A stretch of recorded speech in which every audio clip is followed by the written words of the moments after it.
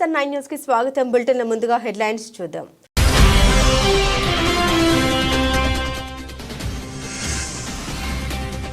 Pacific ద్వీప దేశాన్ని కుదిపేసిన భారీ భూకంపం. నెట్టింట వైరల్ అవుతున్న వీడియోలు.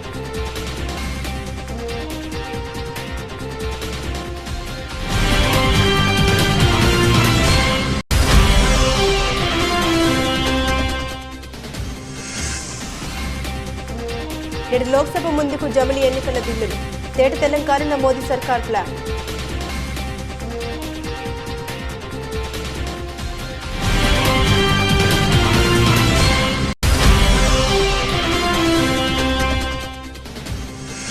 ఏడాది పాలనలో కాంగ్రెస్ ప్రభుత్వం చేసిన అప్పు 1,27,208 కోట్లు.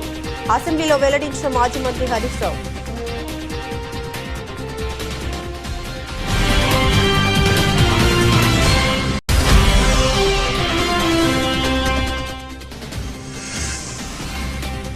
తెలంగాణలో హరిత విప్లవం దిశగా కీలక అడుగులు. సీఎం రేవంత్ సర్కార్ సంచలన నిర్ణయం.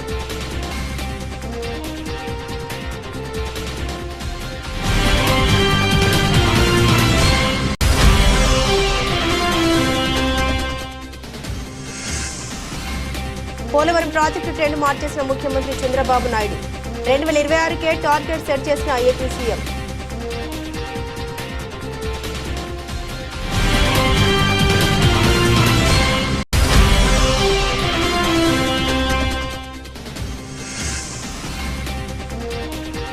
మూడో టెస్టులో జడేజా హాఫ్ సెంచరీ. వర్షంతో నిలిచిన ఆట.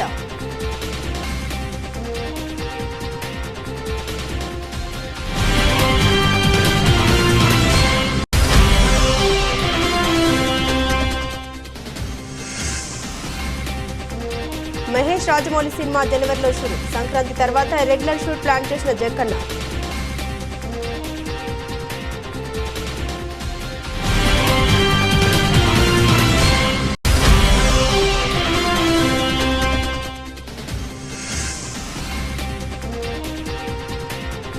$79,000 దిగువకు బంగారం. 2 సెషన్లలో 4,500 తగ్గిన వెండి.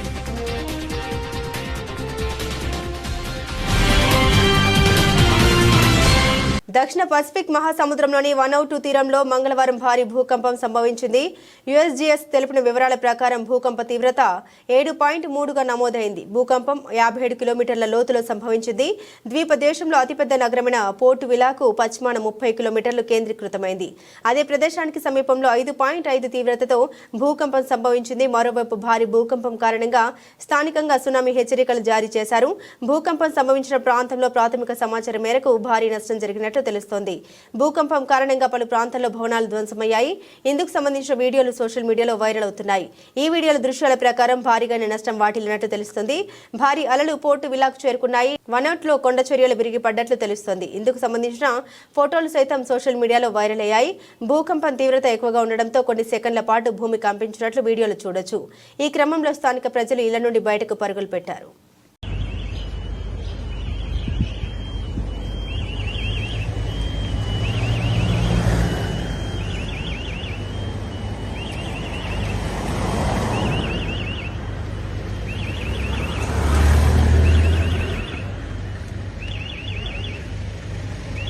నేడు పార్లమెంట్లోకి జమిలి ఎన్నికల బిల్లును ఎన్డీఏ సర్కార్ ప్రవేశపెట్టనుంది. 129వ రాజ్యాంగ సవరణ, కేంద్ర పాలిత ప్రాంత చట్టాల సవరణ 2 బిల్లుల్ని సోమవారం ప్రవేశపెడతారని చర్చ జరిగింది. కానీ లోక్సభ రివైజ్డ్ బిజినెస్ జాబితాలో ఆ 2 అంశాల ప్రస్తావనే లేదు. జమిలి ఎన్నికల బిల్లు నేడు పార్లమెంట్ ముందుకు రానుంది. నిజానికి నిన్నే వన్ నేషన్ వన్ ఎలక్షన్స్ కు సంబంధించిన 2 బిల్లులు ప్రవేశపెడతారని అందరూ భావించారు. కానీ ఒకవైపు ప్రతిపక్షాల నుండి అభ్యంతరాలు, మరోవైపు రాజ్యసభలో రాజ్యాంగం పైన చర్చ నేపథ్యంలో బిల్లు వాయిదా పడింది. నేడు జమిలి ఎన్నికల బిల్లు లోక్సభలో ప్రవేశపెట్టబోతున్నారు. మరి పార్లమెంట్లో బలం సాధించే దిశగా ఎన్డీఏ సర్కార్ ప్లాన్ ఏంటి అనేది ఆసక్తికరంగా మారింది. ఇప్పుడు లోక్సభ, అసెంబ్లీ ఎన్నికలకు దేశవ్యాప్తంగా ఒకేసారి నిర్వహించే విధంగా వన్ నేషన్ వన్ ఎలక్షన్ నినాదాన్ని ఎన్డీఏ సర్కార్ తెరపైకి తెచ్చింది. ఇటీవల జమిలి ఎన్నికల బిల్లును కేబినెట్ ఆమోదించింది. 129వ రాజ్యాంగ సవరణ, కేంద్ర పాలిత ప్రాంత చట్టాల సవరణ 2 బిల్లులను సోమవారం ప్రవేశపెడతారని చర్చ జరిగింది. కానీ లోక్సభ రివైజ్డ్ బిజినెస్ జాబితాలో ఆ 2 అంశాల ప్రస్తావనే లేదు. దాంతో వాయిదా అంశంపై తెరపైకి వచ్చింది. మంగళవారం విధిగా సభకు హాజరు కావాలని బీజేపీ బీజేపీ ఎంపీలకు విప్ జారీ అయింది. కేంద్ర న్యాయశాఖ మంత్రి అర్జున్ రామ్ మేఘవాల్ మంగళవారం లోక్సభలో జమిలీ ఎన్నికల బిల్లును ప్రవేశపెట్టేందుకు రంగం సిద్ధమైంది.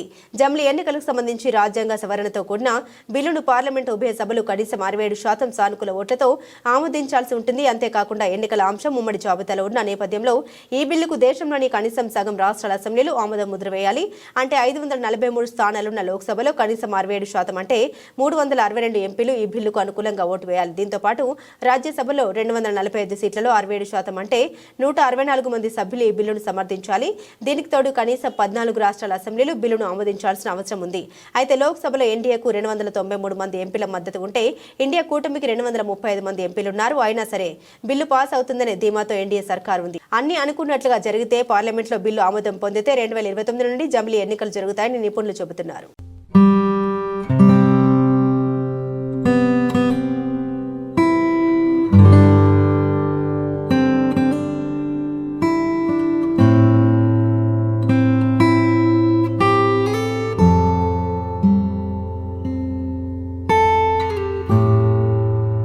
ఏడాది పాలనలో కాంగ్రెస్ ప్రభుత్వం చేసిన అప్పులపై శాసనసభలో మాజీ మంత్రి బీఆర్ఎస్ ఎమ్మెల్యే హరీష్ రావు తీవ్రంగా స్పందించారు.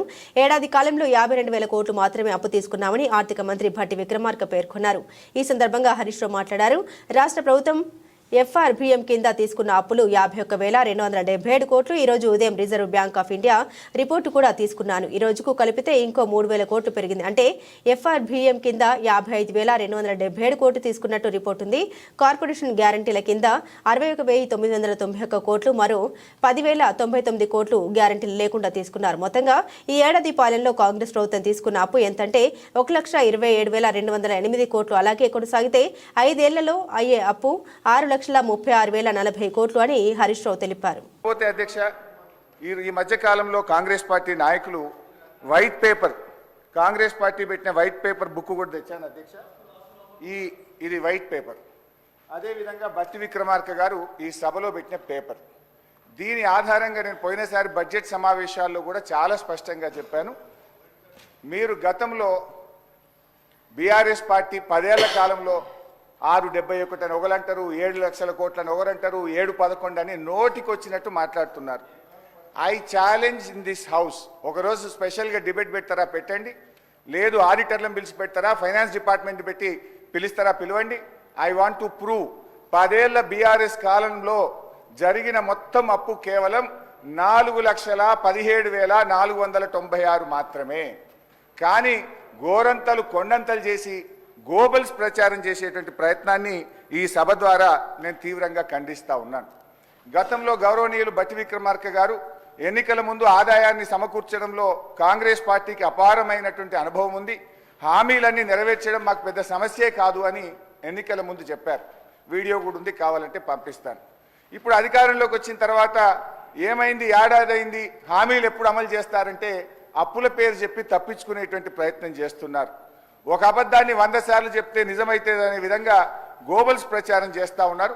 అందుకే ఈ శాసనసభ వేదికగా సభ్యులకు రాష్ట్ర ప్రజలకు కూడా ఈ 7 లక్షల కోట్ల అప్పు అని కాంగ్రెస్ పార్టీ చేస్తున్న ప్రచారం తప్పు అని ఈ సభ ద్వారా రాష్ట్ర ప్రజలకు నేను తెలియజేయదలుచుకున్న అధ్యక్ష. తెలంగాణలో కాంగ్రెస్ అధికారంలోకి వచ్చి ఏడాది పూర్తయింది. స్వరాష్ట్రంలో 10 ఏళ్లుగా ఎదురేదనుకున్న గులాబీ పార్టీని ఓడించి తెలంగాణకు రెండో ముఖ్యమంత్రిగా రేవంత్ రెడ్డి ప్రమాణ స్వీకారం చేశారు. ఇక అంతే దూకుడుగా రేవంత్ రెడ్డి పాలనలో దూసుకుపోతున్నారు. ఈ క్రమంలోనే సుస్థిర అభివృద్ధి, పర్యావరణ పరిరక్షణ కోసం కీలక నిర్ణయాలు తీసుకుంటున్నారు సీఎం. ప్రపంచవ్యాప్తంగా సవాలుగా మారుతున్న వాతావరణ మార్పుల్ని అధిగమించేందుకు గాను రేవంత్ రెడ్డి ఈ దిశగా అడుగులు వేస్తున్నారు. ఇందులో భాగంగానే పర్యావరణ పరిరక్షణపై దృష్టి సారించారు. కాలుష్య నియంత్రణ, పర్యావరణ పునరుద్ధరణ, పునరుత్పాదక ఇంధనంతో పాటుగా తెలంగాణకు పచ్చదనం, భవిష్యత్ తరాలకు అందించేందుకు కీలక ముందడుగు వేశారు రేవంత్ రెడ్డి. పర్యావరణ పునరుద్ధరణలో భాగంగా ముఖ్యమంత్రి రేవంత్ రెడ్డి తీసుకున్న ముఖ్యమైన ప్రాజెక్టుల్లో సరస్సులు, చెరువుల పునరుద్ధరణ ప్రధానమైంది. ఒకప్పుడు చెరువులకు, సరస్సులకు పెట్టింది పేరైన భాగ్యనగరంలో కబ్జాల కారణంగా చెరువులు, కుంటలు కుదించుకుపోయి ఉనికిని కోల్పోతున్నాయి. ఈ నేపథ్యంలో రేవంత్ రెడ్డి అధికారంలోకి రాగానే హైడ్రా పేరుతో ప్రత్యేక వ్యవస్థను ప్రవేశపెట్టారు. దీంతో చెరువులోని అక్రమ కట్టడాలను పనిపడుతున్నారు. ఇందులో భాగంగా ఇప్పటి వరకు 75 చెరువుల పునరుద్ధరణకు శ్రీకారం చుట్టారు. హైదరాబాద్ మహానగరం పరిధిలోని మొత్తం 2000 చెరువుల రూపురేఖలు మార్చేందుకు ప్రణాళిక సిద్ధం చేశారు. ఇందులో భాగంగా నిర్జీవమైన నీటి వనరుల్ని పునరుద్ధరించనున్నారు. జీవ వైవిధ్యాన్ని మెరుగుపరచడంతో పాటుగా భూగర్భ జలాలు నిండేలా ప్రణాళిక చేస్తున్నారు. వలస పక్షుల్ని తిరిగి తెలంగాణ గడ్డపై వ్యవహరించేలా ప్లాన్ చేస్తున్నారు. చెరువులకు కొత్త శోభ తీసుకురావడంతో ఫ్లెమింగోలు, రెడ్ బ్రెస్టెడ్ ఫ్లై క్యాచర్ వంటి జాతులకు చెందిన పక్షులు తిరిగి రావాలని భావిస్తున్నారు. పర్యావరణ పునరుద్ధరణతో పాటుగా మానవాళికి ఎంతో ప్రయోజనం చేకూర్చనుందని ప్రకృతి ప్రేమికులు అభిప్రాయపడుతున్నారు.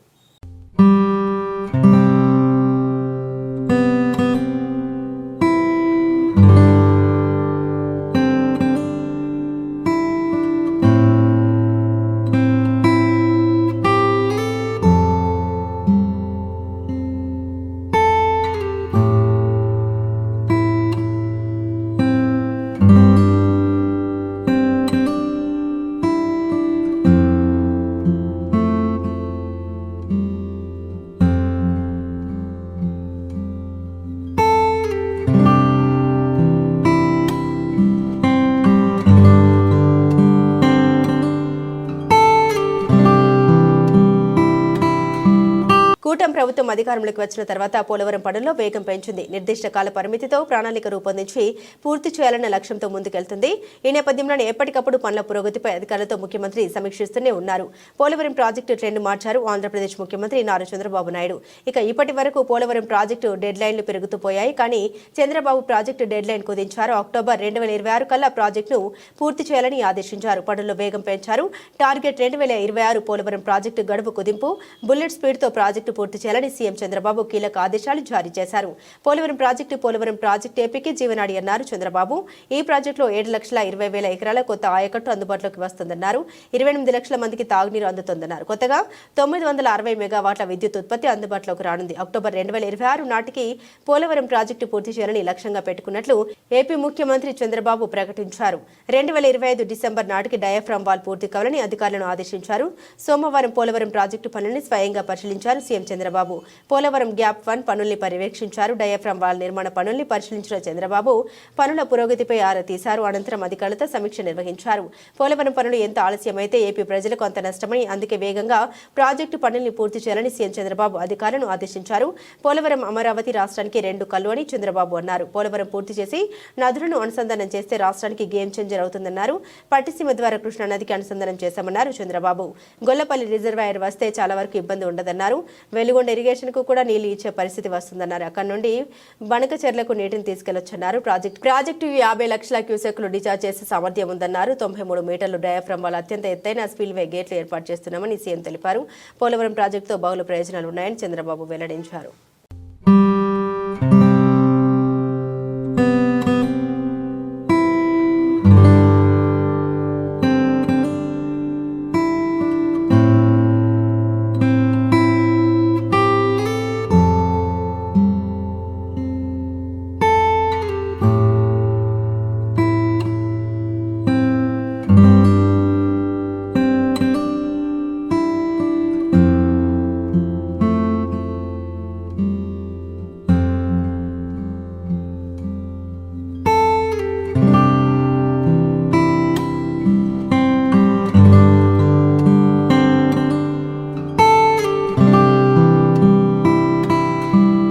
కర్ణాటక నుండి అక్రమంగా కారులో తరలిస్తున్న 90 ml 20 బాక్సుల పెట్రా ప్యాకెట్లను పట్టుకున్నట్లు ఎక్సైజ్ సిఐఎస్ మహేష్ కుమార్ తెలిపారు. స్థానిక ఎక్సైజ్ శాఖ కార్యాలయంలో శనివారం సాయంత్రం ఏర్పాటు చేసిన విలేకరుల సమావేశంలో ఆయన వివరాలు వెల్లడించారు. రాబడిన సమాచారం మేరకు deputy commissioner Nagamaddayya, assistant commissioner Muniswamy, incharge excise superintendent Revathi ఆదేశాలతో శనివారం తెల్లవారుజామున మొలకాలమూరు చెక్పోస్ట్ వద్ద దాడులు నిర్వహించినట్లు ఆయన తెలిపారు. ఈ క్రమంలోనే ఓ ఎరుపు రంగు కారు అటుగా వస్తున్న మమ్మల్ని చూసి కారులో ఉన్న వ్యక్తులు పరుగులు తీశారు. మా సిబ్బంది వెంబడించి 3 వ్యక్తులను పట్టుకుని కారు స్వాధీనం చేసుకున్నట్లు తెలిపారు. ఇందులో పైతోటకు చెందిన నాయకులు హనుమంతు, వేపరాల గ్రామానికి చెందిన బోయలింగప్ప, రేకులకుంట గ్రామానికి చెందిన వరిప్రసాదులుగా గుర్తించామన్నారు. పై 3 ఇదివరలోనే అక్రమ కర్ణాటక మద్య రవాణాలో ముద్దాయిలుగా ఉన్నారని వెల్లడించారు. దాడులు నిర్వహించడమైంది. అక్కడ ఉన్న అనుమానాస్పదంగా వచ్చే 2 వెహికల్స్ను వాహనం తనిఖీ చేస్తా అంటే ఒక ఎరుపు రంగు కారు డిటెక్ట్ చేయడం జరిగింది. వాళ్ళు మమ్మల్ని చూసి వాహన తనిఖీలు గమనించి పారిపోతూ ఉంటే వాళ్ళు పట్టుకొని నిలుపుదల చేసి వాహనాన్ని తనిఖీ చేస్తే అందులో 20 బాక్సుల కర్ణాటక మద్యం ఉంది.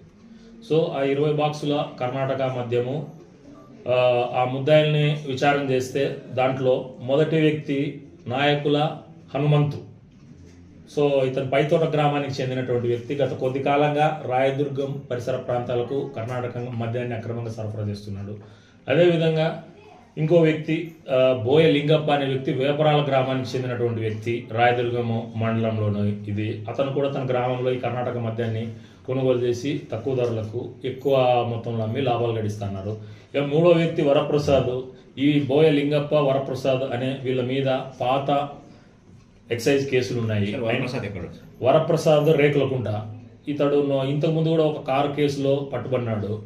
వీళ్ళందరూ కూడా ఒక ముఠాగా ఏర్పడి కర్ణాటక రాష్ట్రం హనగల్లులోని బార్కు దగ్గర తక్కువ రేటుకు లిక్కర్ కొని అన్ని ప్రాంతాలకు సరఫరా చేస్తూ ఉన్నారు. సో విత్ ఎవిడెన్స్ వీళ్ళందరినీ కూడా అదుపులోకి తీసుకొని వీళ్ళ మీద కేసు నమోదు చేసి రిమాండ్కి అనేది పంపడం జరుగుతుంది. అదేవిధంగా డిప్యూటీ కమిషనర్ శ్రీ నాగమదయ్య గారు, అసిస్టెంట్ కమిషనర్ శ్రీ మునిస్వామి గారు, incharge excise superintendent Revathi madam గారు వీళ్ళ ఆదేశాల మేరకు ఈ దాడులు నిర్వహించడం అయింది. వీళ్ళందరూ కూడా తక్కువ కాలంలో ఎక్కువ లాభాలు పొందాలని చెప్పేసి దురాశకు గురై ఈ రకమైనటువంటి కార్యక్రమాలు చేసి వాళ్ళ జీవితాలు నాశనం చేసుకుంటున్నారు. So Rayadurgam prohibition excise station పరిధిలో నేను ప్రజలకు ఇచ్చే సూచన ఏమంటే, ఎక్కడైనా కూడా ఇలాంటి అక్రమ మద్యం రవాణా నోటీస్ చేస్తే ప్రొహిబిషన్ ఎక్సైజ్ స్టేషన్ రాయదుర్గం వారికి తెలియజేస్తే దాని మీద తగు చర్యలు అనేవి తీసుకోబడతాయి. అదేవిధంగా రాయదుర్గం ప్రొహిబిషన్ ఎక్సైజ్ స్టేషన్ పరిధిలో ఉన్నటువంటి పాత ముద్దాయిలందరికీ తెలియజేయడం ఏమంటే, ప్రభుత్వం వారు ఈ కర్ణాటక అక్రమ మద్యం రవాణా మీద చాలా కఠినంగా వ్యవహరిస్తూ ఉంది. అదేవిధంగా ఈ రకమైనటువంటి రవాణాలో పాలు పంచుకొని తమ విలువైన జీవితాలను నాశనం చేసుకుంటున్నారు. సో వీరందరికీ ఇది హెచ్చరిక అయినా అనుకోండి, లేకపోతే విజ్ఞప్తి అయినా అనుకోండి, దయచేసి కర్ణాటక అక్రమ మద్యం రవాణాలో పాల్గొనొద్దు, మీ విలువైన జీవితాలు నాశనం చేసుకోవద్దు. సో ఈ పట్టుబడిన దీంట్లో ఒక కారు కూడా సీజ్ చేయడం జరిగింది. హ్యుండాయ్ వెర్నా కంపెనీకి చెందినటువంటి ఒక కారు, 20 బాక్సుల కర్ణాటక లిక్కరు. సో కారు విలువ దాదాపు 3 లక్షల రూపాయల పైన ఉంటుంది. పట్టుబడిన మద్యం విలువ దాదాపు 1 లక్ష రూపాయలు ఉంటుంది. సో మొత్తం 4 లక్షల రూపాయల విలువైనటువంటి కారు కర్ణాటక అక్రమ మద్యము స్వాధీనం చేసుకోవడం అయింది. సో నేను Mahesh Kumar, prohibition and excise inspector, Rayadurgam. Anantapuram జిల్లా రాయదుర్గం పట్టణంలో ప్రసిద్ధి చెందిన శ్రీ షిరిడి సాయిబాబా ఆలయంలో ఆదివారం త్రిమూర్తి స్వరూపమైన శ్రీ దత్తాత్రేయ స్వామి జయంతి వేడుకలు భక్తజన సందోహ నడుమ వైభవంగా జరిగాయి. దత్త జయంతి మహోత్సవాల సందర్భంగా ఆలయంలో సుప్రభాత సేవ, పవిత్ర జలాలతో గంగ పూజ, కాగడ హారతి, పంచామృత అభిషేకం, మహామంగళ హారతి వంటి పూజలు నిర్వహించారు. అనంతరం శ్రీ మహాగణపతి, ఆదిత్యాది నవగ్రహ సహిత శ్రీ సాయి దత్త మూల మంత్ర హోమములు, మహామంగళ హారతి వంటి విశేష పూజలు నిర్వహించారు. ఈ సందర్భంగా ఆలయంలో పాలక మండలి సభ్యులు భక్తులకు తీర్థ ప్రసాదాలు, అన్న సంతర్పణ కార్యక్రమాలు చేపట్టారు. మహిళలు, భక్తులు పెద్ద సంఖ్యలో స్వామివారి ఉత్సవ వేడుకల్లో పాల్గొన్నారు.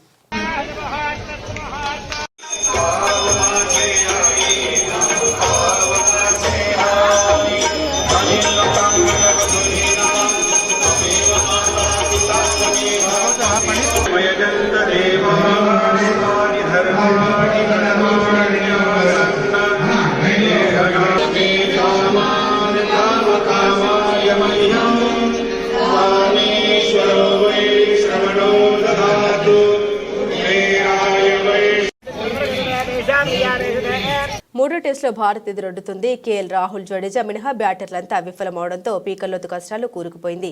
జట్టు స్కోరు 200 కూడా దాటడం కష్టమైన తరుణంలో రాహుల్తో జతకట్టిన జడేజా ఇన్నింగ్స్ను ముందుకు నడిపించాడు. అయితే నిలకడగా ఆడుతున్న ఓపెనర్ రాహుల్ను స్పిన్నర్ లియోన్ అవుట్ చేశాడు. అనంతరం క్రీజ్లోకి వచ్చిన నితీష్ రెడ్డి జడేజాకు మంచి సహకారం అందిస్తున్నాడు. ఈ క్రమంలో సీనియర్ ఆల్రౌండర్ 82 బాల్స్లో 50 రన్స్ పూర్తి చేసుకున్నాడు. అయితే వర్షం పదే అడ్డుపడుతూ ఉండడంతో మ్యాచ్ను అంపైర్లు నిలిపివేశారు. ప్రస్తుతం భారత్ 6 వికెట్ల నష్టానికి 180 రన్స్ చేసింది. జడేజా 88 బాల్స్లో 52 పరుగులు, నితీష్ 26 బాల్స్లో 9 రన్స్తో క్రీజ్లో ఉన్నారు. టీమిండియా ఇంకా 265 పరుగులు వెనుకంజలో ఉంది.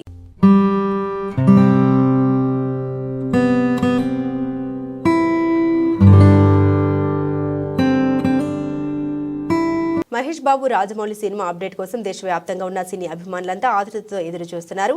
ఈ సినిమా షూటింగ్ ఎప్పుడు మొదలవుతుంది అనే విషయంపై ఇప్పటి వరకు రకరకాల వార్తలు వచ్చాయి. అయితే వాటిలో నిజాలు వెతుకోవాల్సిన పరిస్థితి. తాజాగా ఈ సినిమా షూటింగ్ ప్రారంభానికి సంబంధించి విశ్వసనీయ సమాచారం అందింది. సంక్రాంతి తర్వాత ఈ సినిమా షూటింగ్ కు రాజమౌళి కొబ్బరికాయ కొట్టనున్నారు. ఇందుకు సంబంధించిన ఏర్పాట్లన్నీ కూడా పూర్తయ్యాయని తెలిపింది.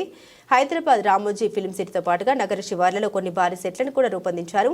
తొలి షెడ్యూల్ వాటిలోనే జరుగుతుందట. సంక్రాంతి తర్వాత షూటింగ్ మొదలుపెట్టి ఏప్రిల్ వరకు చిత్రీకరణ జరుపుతారని సమాచారం. తర్వాతి షెడ్యూల్ విదేశాల్లో ఉంటుందట. ఈ సినిమా అధికారిక ప్రకటనకు సంబంధించిన గ్లిమ్స్ ఇప్పటికే సిద్ధమైంది. త్వరలో ఇతర నటీనటులను కూడా పరిచయం చేసే అవకాశం ఉందని చిత్ర బృందం చెబుతుంది. ఆనవాయితీ ప్రకారం త్వరలోనే ఓ ప్రెస్ మీట్ ని కూడా రాజమౌళి పెట్టనున్నారట. 1000 కోట్ల బడ్జెట్ తో 2 భాగాలుగా ఈ సినిమాని నిర్మాత కేఎల్ నారాయణ నిర్మిస్తున్నారు. వరుసగా రెండో సెషన్లో బంగారం ధరలు తగ్గుముఖం పట్టాయి. దేశ రాజధాని ఢిల్లీలో సోమవారం తులం బంగారం ధర 1150 క్షీణించి 78,350 రూపాయలకు చేరుకుంది. శుక్రవారం 99.9% స్వచ్ఛత గల బంగారం తులం ధర 79,500 వద్ద ముగిసింది. 99.5% స్వచ్ఛత గల బంగారం తులం ధర 1,150 నష్టంతో 77,950 వద్ద ముగిసింది. గత 2 సెషన్లలో కిలో వెండి ధర 4,500 రూపాయలు తగ్గితే తాజాగా సోమవారం 300 పతనమై 92,500కు చేరుకుంది. శుక్రవారం కిలో వెండి ధర 92,800 వద్ద స్థిరపడింది. మార్కెట్లో అనిశ్చితికి తోడు అమెరికా అధ్యక్షుడిగా డొనాల్డ్ ట్రంప్ ఎన్నికైనప్పటి నుండి బంగారం ధరలు దిగి వస్తున్నాయి. మల్టీ కమాడిటీ ఎక్స్చేంజ్ MCX లో ఫిబ్రవరి డెలివరీ తులం బంగారం 143 పతనమై 77,279 రూపాయలకు చేరుకుంది. ఇంట్రాడే ట్రేడింగ్ లో తులం బంగారం ధర 76,904, 77,295 మధ్య తచ్చాడింది. కిలో వెండి మార్చి డెలివరీ ధర 319 పెరిగి 91,320 వద్ద నిలిచింది. ఇక అంతర్జాతీయ మార్కెట్లో కామెక్స్ గోల్డ్ ఫ్యూచర్ లో ఔన్స్ బంగారం ధర $2.70 వృద్ధి చెంది $2,678.50 పలికింది. కామెక్స్ సిల్వర్ ఫ్యూచర్ లో ఔన్స్ వెండి ధర $31.11 వద్ద స్థిరపడింది.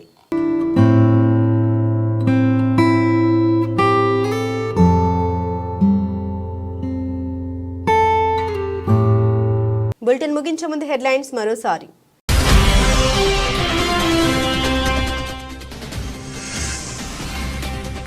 పసిఫిక్ ద్వీప దేశాన్ని కుదిపేసిన భారీ భూకంపం. నెట్టింట వైరల్ అవుతున్న వీడియోలు.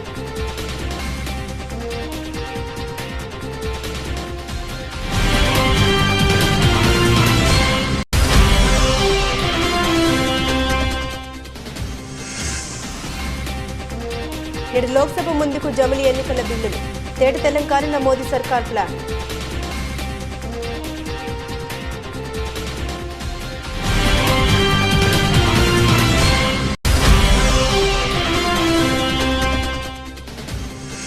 ఏడాది పాలనలో కాంగ్రెస్ ప్రభుత్వం చేసిన అప్పు 1,27,208 కోట్లు. అసెంబ్లీలో వెల్లడించిన మాజీ మంత్రి హరీష్ రావు.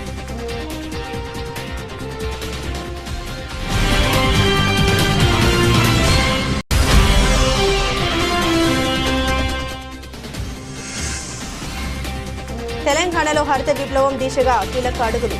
సీఎం రేవంత్ సర్కార్ సంచలన నిర్ణయం.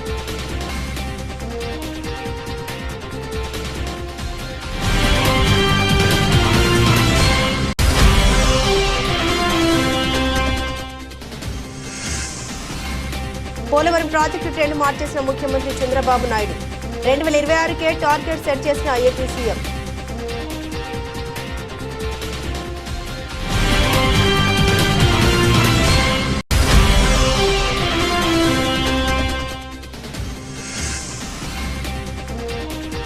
మూడో టెస్టులో జడేజా హాఫ్ సెంచరీ. వర్షంతో నిలిచిన ఆట.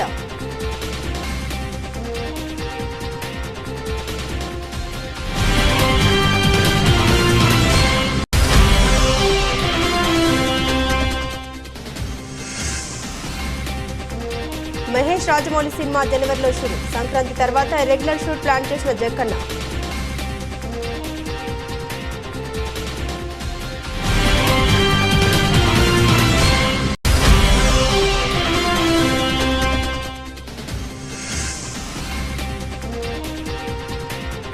$79,000 దిగువకు బంగారం. 2 సెషన్లలో 4,500 తగ్గిన వెండి.